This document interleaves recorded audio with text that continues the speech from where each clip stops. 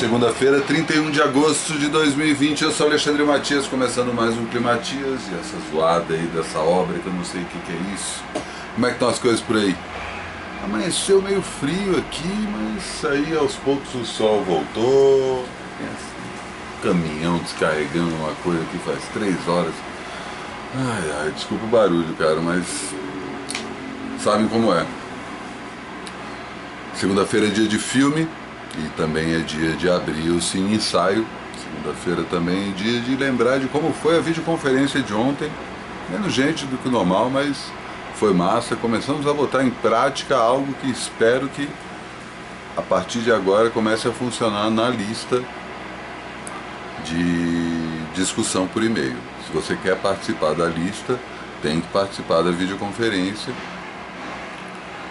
Talvez eu faça um próximo encontro aí no próximo domingo para compensar o fato de eu não ter feito no domingo passado. Ainda está em aberto essa possibilidade, não vou cravar aqui 100% antes da hora. E como segunda-feira é dia de cinema, tanto de Cine Ensaio quanto do filme que eu vou falar daqui a pouquinho, filmaço. Primeira vez que eu falo de Kubrick aqui? Acho que sim, já falo mais dele. E o Cine Ensaio, que é o programa que eu faço toda segunda-feira sobre cinema com o André Graciotti, a gente vai falar sobre... Na verdade começou com uma conversa que eu e ele tivemos como o Midsommar, o filme de terror diurno lançado no ano passado, um dos melhores filmes do ano passado. Era um filme melhor sobre o fim de um relacionamento, se comparado a um outro filme que teve muita repercussão no ano passado, uma história de casamento do Noah Baumbach, que é estrelado pelo Adam Driver e pela Scarlett Johansson. E a gente entrou nisso e falei, cara, e tem um assunto aí, hein? A gente podia aproveitar barulho aí, puta que pariu, para falar sobre filme que discute o relacionamento, né? Então a gente puxa meio que um fio da meada aí para falar sobre... Eu brinco que o Bergman é o pai da DR. E me aprofundo melhor nesse tema depois. Falo também dos filmes do Woody Allen. A gente puxa também a clássica trilogia do Linklater, Antes do Amanhecer, Antes do Pôr do Sol e Antes da Meia-Noite. Enfim, puxa vários filmes que tratam a discussão do relacionamento como o tema central e como isso foi evoluindo com a história do cinema. O programa chegou já em primeira mão para quem colabora com o meu trabalho. Trabalho sujo por e-mail @gmail.com, dá um alô lá que eu te explico como é que faz para você colaborar, e uma vez que você começa a colaborar, você recebe todo sábado de manhã um e-mail com a programação da semana seguinte. Lembrando que essa semana tem programa novo. Só deixo aqui o teaser. Vai finalmente um dos novos programas, né, dessa segunda fase da segunda temporada do Climatias vai estrear. E o Cine Ensaio eu abro mais tarde. Finzinho da tarde, começo da noite, claro, segunda-feira, 9 horas da noite, tem Festa Solo, que é quando eu gravo Vida Fodona ao vivo, conversando com quem quiser participar.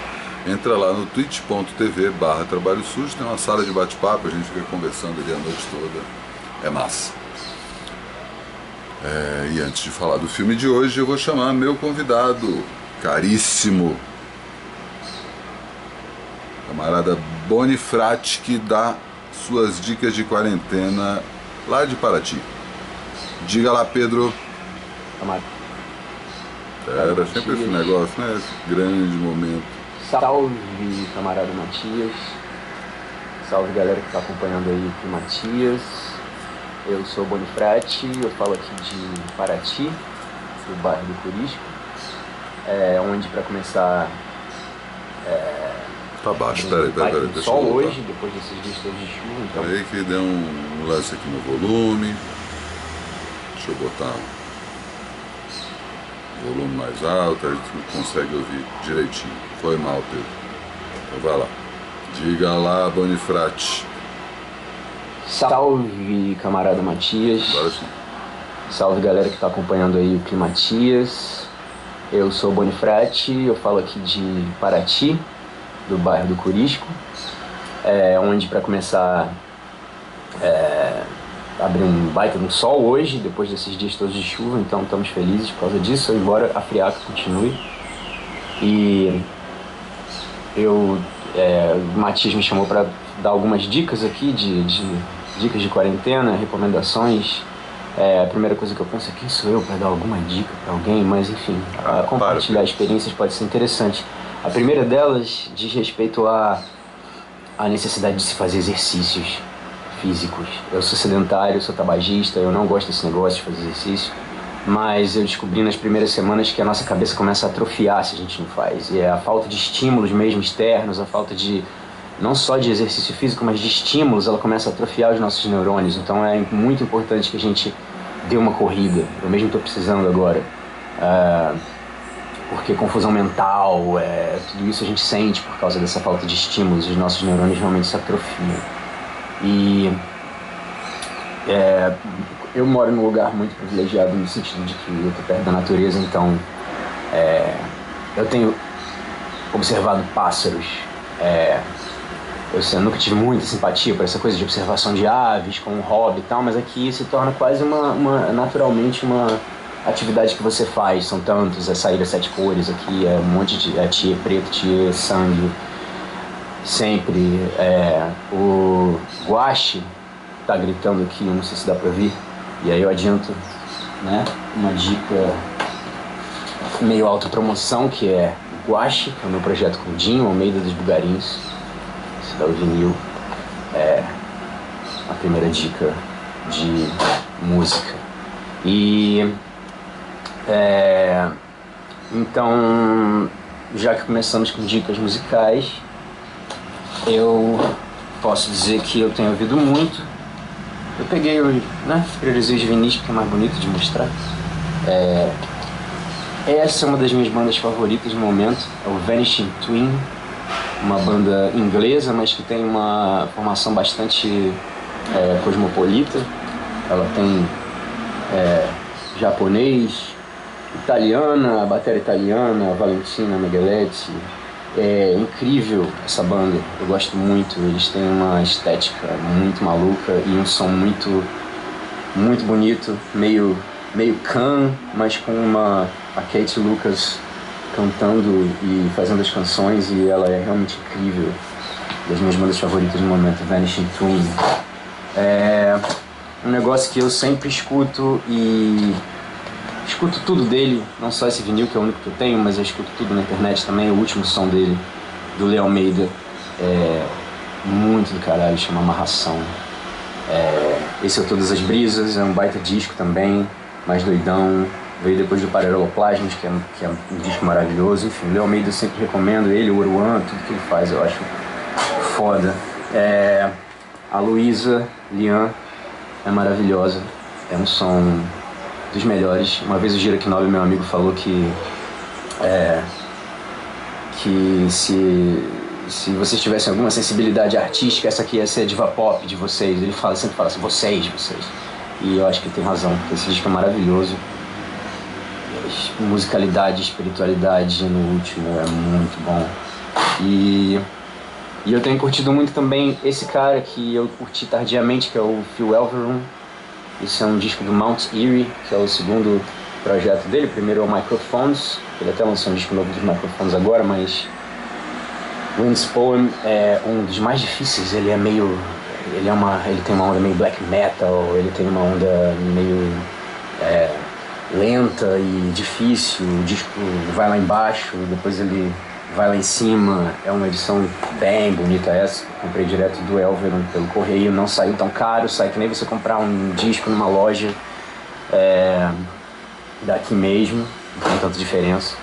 E eu entro numas recomendações de leitura para fechar. Eu sou um leitor meio relapso e, na verdade, na real, sem tempo mesmo de pegar e ler alguma coisa. Ter 2 crianças em casa não é muito fácil. A Thalita, minha companheira, lê bem mais do que eu, porque ela amamenta, então ela vai, deita na rede, posiciona o neném, tem 9 meses, e lê. Então eu não tenho tanto tempo, eu pego e leio alguma coisa antes de dormir quando eu consigo. E um livro bom de ler antes de dormir, que inclusive estimula a sua capacidade onírica, de sonhar, de tentar distrair um pouco a sua cabeça, de realocar as memórias e manter seus neurônios funcionando, É O Oráculo da Noite, do Siddhartha Ribeiro. É muito do caralho esse livro. Eu tive contato com o Siddhartha Ribeiro pela primeira vez quando eu vi um podcast do Bruno Torturra com ele, que é um baita papo, eu recomendo. Mas é um livro muito legal sobre a importância dos sonhos para a nossa vida, para a evolução humana, e eu recomendo muito A História e a Ciência do Sonho. Bom, tem aqui uma edição que é do meu avô, do Sagarana. Na verdade não é o Sagarana, esse é o Estas Histórias, porque são todas iguais, então eu confundo, mas não é essas histórias que eu estou dando uma olhada, uma reolhada. Eu já li tudo do Guimarães Rosa, meu escritor brasileiro favorito, mas eu sempre volto um pouco. Eu estava lendo O Meu Tio Iaguareté, um baita de um conto, Jaguareté ou Iaguareté, não sei como se pronuncia. E esse livro eu não estou realmente lendo, eu vou ler. A minha companheira leu, então a gente conversou muito sobre ele, ela me falou muito dele, então eu já me sinto no direito de recomendar, que é O Marxismo Ocidental, do Domênico Losurdo. É muito interessante, desmistifica muita coisa sobre o socialismo real e faz isso criticando o próprio marxismo ocidental como um marxismo que jogou muito para segundo plano as experiências de socialismo real, para não dizer que descartou elas completamente, e ele vira e fala: pera lá, vamos estudar esses caras, vamos ver o que o Mao escreveu, o que o Ho Chi Minh escreveu, porque assim, não é de utopia que a gente está falando, né, de sistema político, e a gente tá ficando bem óbvio hoje em dia que o nosso sistema político não presta. O do Vietnã parece bem mais interessante. Essas foram as minhas dicas, eu devo ter passado um bocado do tempo, mas é isso. Grande abraço para todos, vamos seguindo aí, tentando nos mantermos saudáveis e sãos. Um grande abraço para todo mundo. Valeu, Pedro, ótimas dicas. Primeira vez que alguém indica o Losurdo aqui. Grande dica, grandes dicas no geral.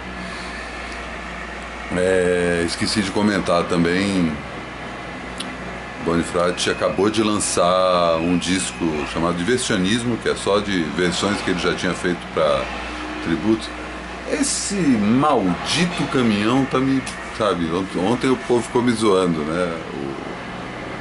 O André ficou falando que é alívio cômico do Climatias ficar vendo eu ficar puto com essa barulheira. Mas pelo amor de Deus, cara, tá assim desde as 8 da manhã, cara.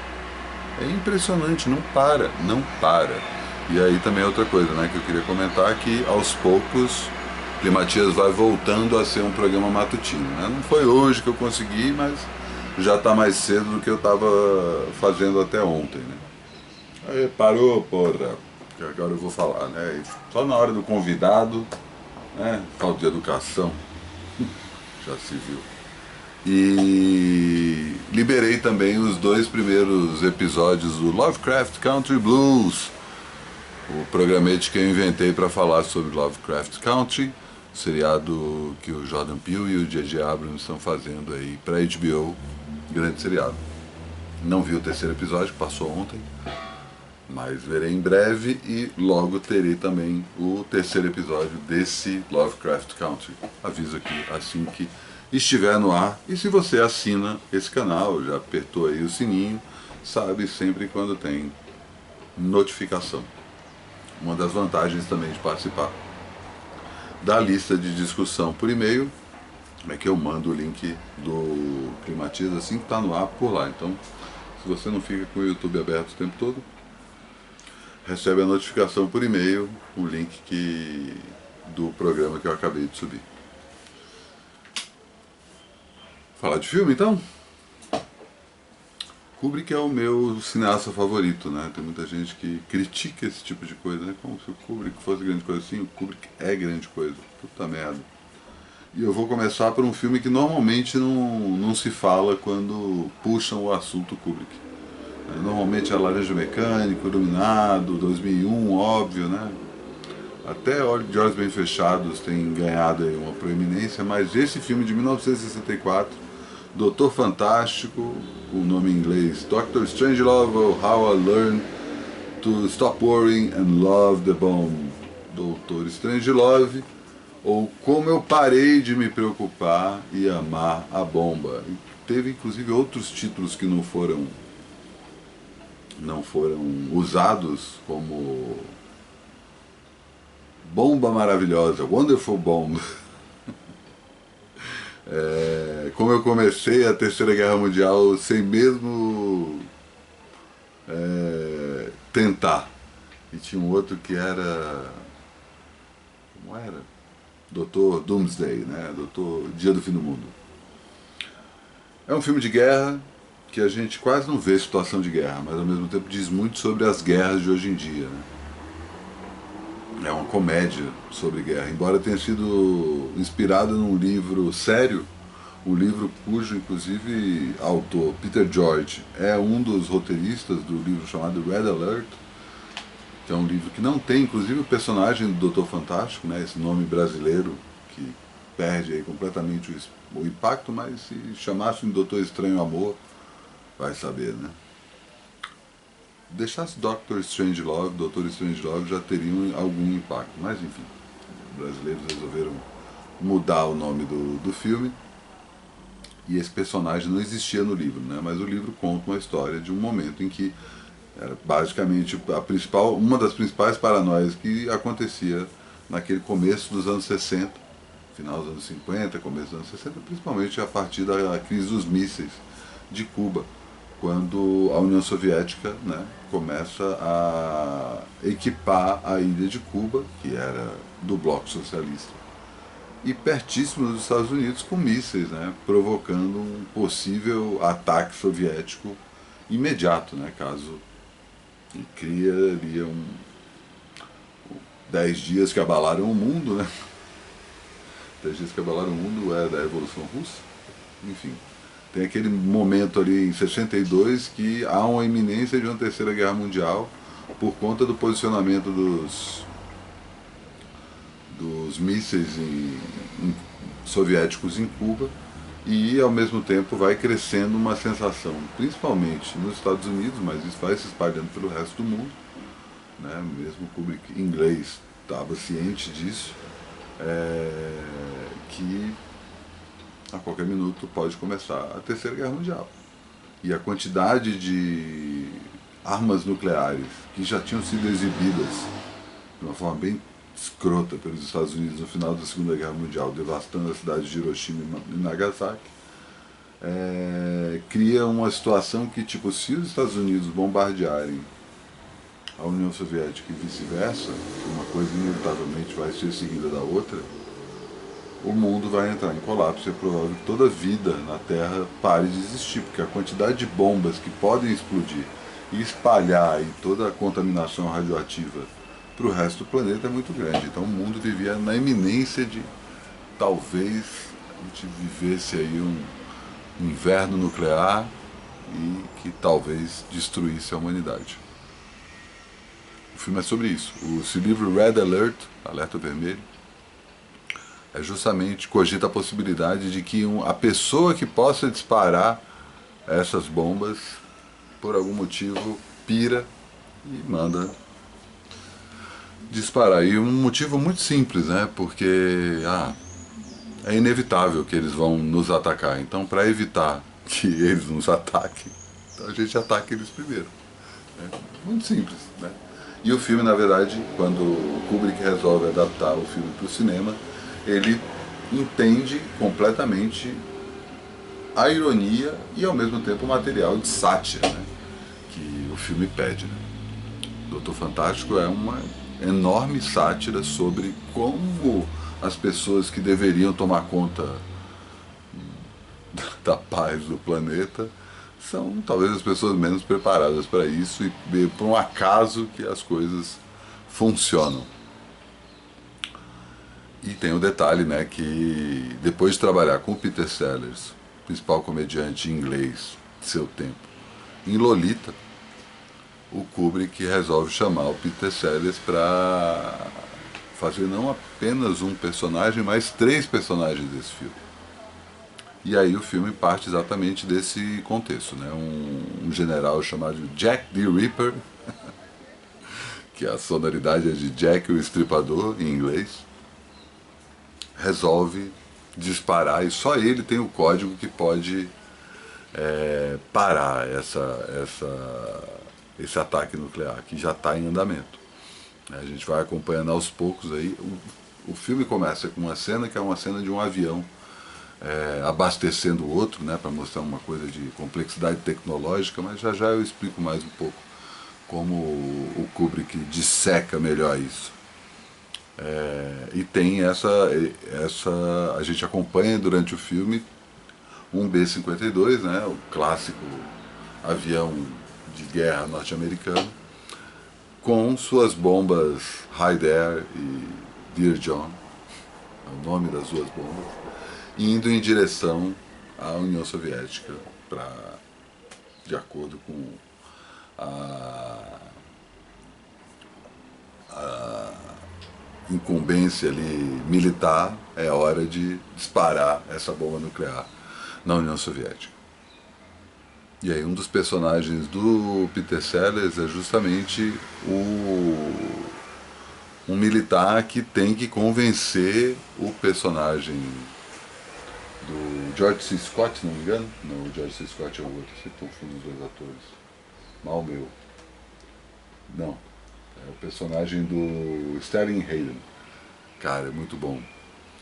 O George C. Scott faz o Turgson, que também é outro puta general muito foda.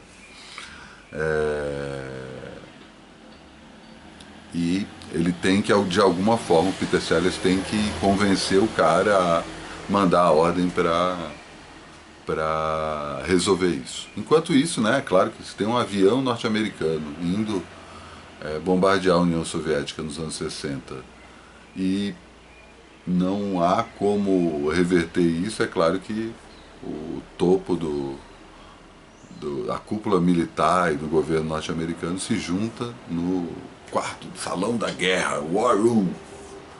Então a grande parte do filme se passa nessa sala de reuniões com vários militares e vários executivos de alta patente do governo norte-americano, incluindo o próprio presidente, discutindo a situação que está acontecendo, conversando inclusive com o premier russo e também com o embaixador da União Soviética, que está presente no local.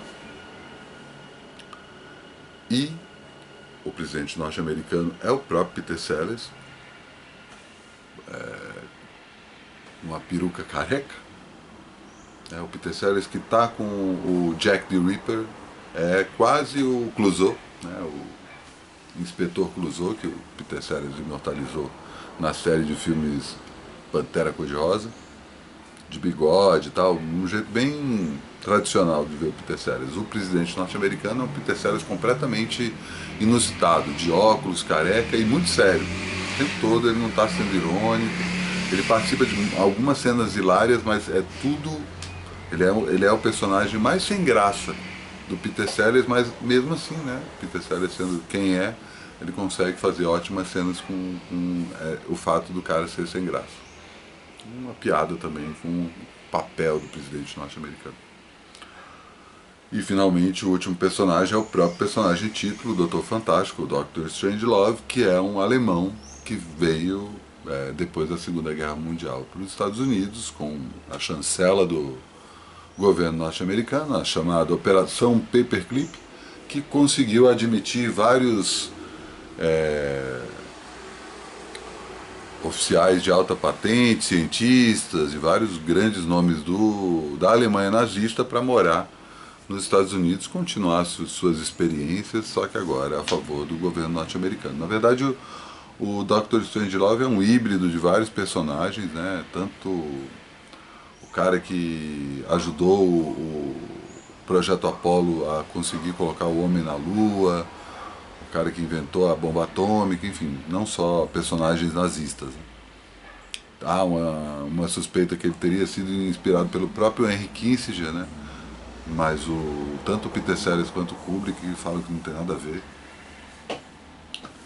E ele é nazista e tem ímpetos nazistas durante o filme, né? Para quem não assistiu o filme, eu não vou nem comentar aqui, mas quem já assistiu lembra das cenas quase perto do fim também, uma cena memorável, né? Todo o cara tem uma questão, problema de dicção, problema motor, ele anda de cadeira de roda.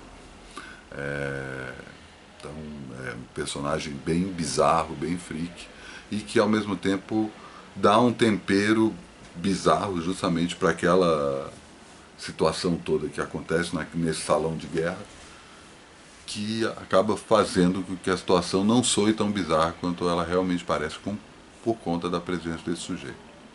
Só que aí o que acontece? O Kubrick tempera todo o filme com referência sexual. O filme, na verdade, é um grande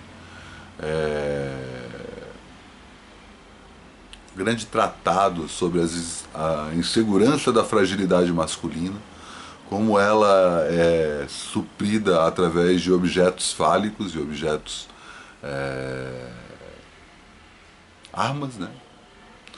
E como essa insegurança masculina pode provocar crises que vão para muito além de crises de um casal, né? São crises que podem inclusive acabar com o mundo. E aí a tal da primeira cena, que é descrita no livro Red Alert com toda a precisão técnica, né? Como é que você faz para abastecer um avião no ar em pleno voo? E aí tem toda uma coisa de uma mangueira que desce de um avião para o outro, encaixa e tá. Só que aí o Kubrick toca uma música romântica e de uma hora para outra essa cena vira uma cena sexual. A gente está vendo dois aviões copulando em pleno ar. E por aí vai. Todos os nomes dos personagens fazem alguma referência a sexo. O próprio Jack the Ripper, Jack o Estripador, né? Ele bombardeia a ilha de Laputa, que é mais conhecida literariamente por ser um dos lugares das aventuras de Gulliver, do Jonathan Swift. Mas, né, Laputa, né? Kubrick sabe muito bem o terreno que ele pisa. O nome do presidente é um nome usado para peruca de pentelho. O filme tem uma mulher só, uma mulher que aparece de roupa de baixo e é uma coelhinha da Playboy. Todo o filme é... E os três personagens do Peter Sellers são personagens castrados, né, emasculados, que não conseguem se impor. Tipo, cada um à sua maneira tenta, mas para tentar frear os ímpetos dos generais que estão aí, especificamente o Jack the Ripper, mas o próprio personagem vivido pelo Tugsten, vivido pelo George C. Scott, também tem isso, e aí um monte de objeto fálico, charuto, metralhadora, referência a tiro, referência a arma, sabe? Um subtexto sexual pesado. Tem uma cena que é ótima, que não precisa nem necessariamente ser sexual, né? Mas essa coisa da conotação sexual. Uma cena, por exemplo, que é o premier russo discutindo com o presidente norte-americano, que parece uma conversa de casal, um casal casado há 30 anos, 40 anos, um reclamando do outro sem, sabe, uma coisa bem passivo-agressiva. A última cena mesmo, né, cena icônica na história do cinema, o cara cavalgando o míssil,